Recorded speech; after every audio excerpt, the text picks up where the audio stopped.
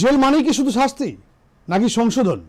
Cinema আমাদের দেখায় অন্ধকার, নির্যাতন আর নোংরা কুঠুরি, কিন্তু পৃথিবীর অনেক দেশে জেল মানে নতুন জীবন শেখার জায়গা।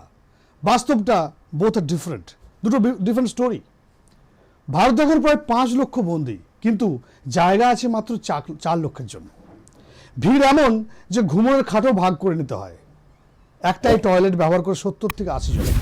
অসুখ, দুর্গন্ধ আর অস্বাস্থ্য যেন নিত্য সঙ্গী।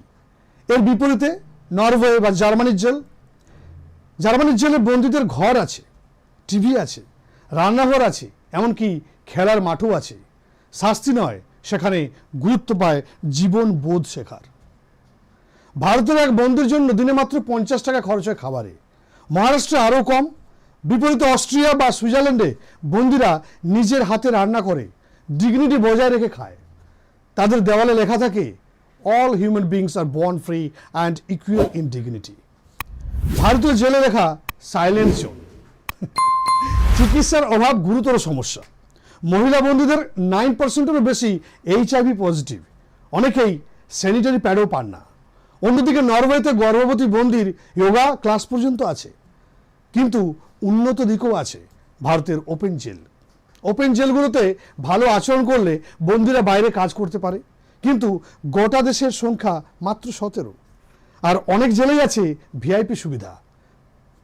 টাকা দিলে AC room, western toilet, wifi সবই সম্ভব।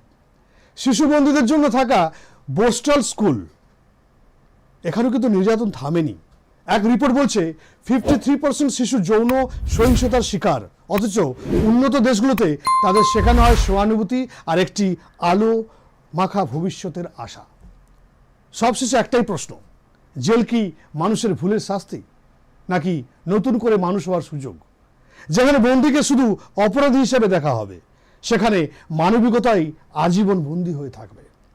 জেলের ভেতর জীবন আসলে আমাদের সভ্যতার আয়না। আমরা কেমন সমাজ চাই সেটাই সেখানে প্রতিফলিত হয়।